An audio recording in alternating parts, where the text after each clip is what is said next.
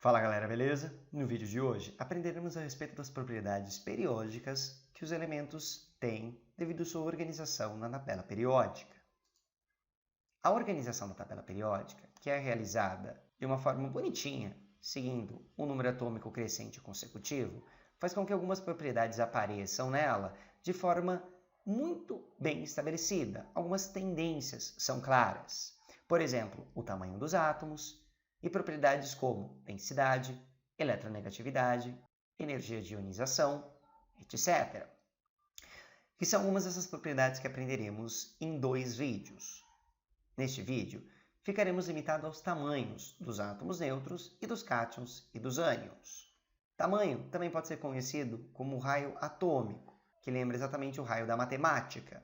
O tamanho do átomo, ou raio atômico, pode ser definido como a distância entre o núcleo do átomo, que é o seu centro, e a última camada ocupada. Isso, então, dá o raio, e o tamanho dele vai depender, claro, do raio, que corresponde ao diâmetro. Dentro da tabela periódica, nós podemos, então, estabelecer que dentro de um mesmo grupo, conforme se desce em um período, observa-se o aumento do tamanho dos átomos.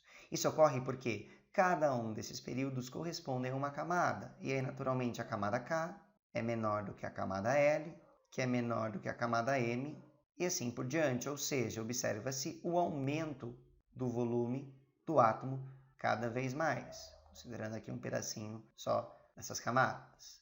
Já quando pega-se o mesmo grupo, conforme o período vai aumentando, vão sendo colocados mais elétrons e mais prótons no núcleo desse átomo, fazendo com que o núcleo atraia cada vez mais fortemente os elétrons, o que compacta os átomos, fazendo com que se observe claramente que o tamanho diminui conforme você percorre a tabela da esquerda para a direita, ou seja, aumenta da direita para a esquerda. Essa é a tendência, então, para o tamanho do átomo dentro da tabela, aumentar de baixo para cima e aumentar da direita para a esquerda. Os maiores átomos estão na região inferior esquerda e os menores átomos estão na região superior direita. Já o raio iônico, que corresponde ao tamanho dos íons, tem a sua tendência separada do restante da tabela periódica, porque independe da respectiva posição. Um átomo neutro, quando ganha elétron, naturalmente esse elétron irá ocupar uma camada nova ou a mesma camada, mas o que importa é que o número de prótons no núcleo não é mais capaz de atrair com a mesma intensidade e força os elétrons, uma vez que tem um novo elétron aqui. Isso faz com que sempre o raio de um ânion aumente. Contrariamente, a perda de um elétron, tornando o átomo um cátion, faz com que os elétrons que sobraram sejam mais atraídos ainda pelo núcleo, fazendo com que este cátion sofra uma diminuição de tamanho. Isso ocorrerá para todos os átomos que virarem cátions, eles sempre diminuirão, e para todos os ânions, que sempre aumentarão. É muito importante que se estabeleça uma relação entre o tamanho e algumas outras propriedades dos elementos com a sua possível toxicidade, porque muitos elementos se tornam tóxicos quando eles são capazes de substituir os elementos que são essenciais ou estruturais, como, por exemplo, o mercúrio e o chumbo, que substituem coisas importantes no seu corpo, que são outros elementos. Quando isso acontecerá? Sempre quando eles compartilharem de cargas semelhantes e também tamanhos semelhantes. Por isso, o tamanho de um átomo é bastante importante. Se eles tiverem cargas parecidas e tamanhos parecidos, para o seu organismo fica muito difícil diferenciá-los, fazendo com que eles possam intercambiar entre si, trocar de lugar e disfuncionalizar alguns processos no seu corpo, porque o chumbo não é necessariamente igual a outros elementos, ou o mercúrio, que é bastante tóxico, não é igual a outros elementos que ele substitui.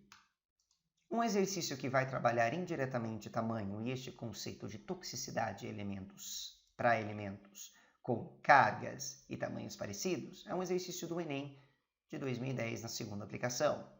O cádmio, presente nas baterias, pode chegar ao solo quando esses materiais são descartados de maneira irregular no meio ambiente ou quando são incinerados. Diferentemente da forma metálica, os íons cádmio 2+, são extremamente perigosos para o organismo, pois eles podem substituir o cálcio.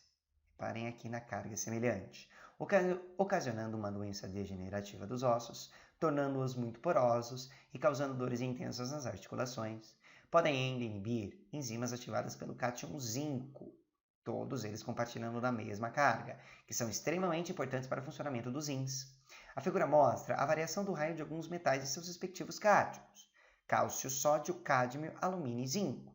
Veja que todos eles, quando são consumidos pelo seu organismo, ou são transformados em 2+, ou já são consumidos em 2+, pois essa é a forma que eles são úteis. Portanto, cálcio, cádmio e zinco 2+.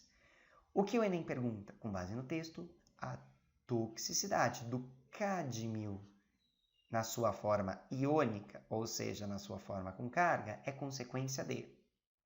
Conforme observamos, o cádmio tem um valor muito semelhante de raio 103 picômetros e 100 picômetros com cálcio, fazendo com que possa, então, intercambiar de lugar. No zinco ele já é um pouquinho mais diferente, e no caso do sódio também é muito parecido, só que o sódio tem uma outra carga, +1, enquanto o cádmio é +2. Observando isso, nós temos as seguintes alternativas. Item A. Apresentar baixa energia de ionização, que favorece a formação do íon e facilita sua ligação a outros compostos. Primeiro que o exercício não cita nenhuma informação de energia de ionização, o que faz com que esse item A não seja um item muito aceitável. Possuir tendência de atuar em processos biológicos mediados por cátions metálicos com cargas que variam de 1 a 3. Parece algo super legal, mas também não há nenhuma informação disso, que ele troca de lugar com outros de outras cargas. Inclusive, no texto, citam-se apenas que o cádmio substitui cargas parecidas. Possuir raio e carga relativamente próximos aos íons metálicos que atuam nos processos biológicos, causando interferência nesses processos. Raio e carga é exatamente as duas definições que fazem com que um elemento possa intercambiar com outro, fazendo com que a resposta seja já diretamente o item C. No item D, apenas para tirar as dúvidas, apresentar raio iônico grande, permitindo que ele cause interferência nos processos biológicos em que normalmente íons menores participam. Não, pois ele quando se torna um íon, tem um raio muito próximo dos restantes.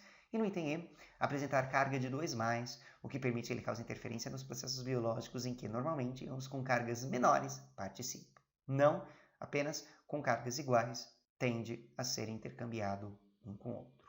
Beleza? Valeu!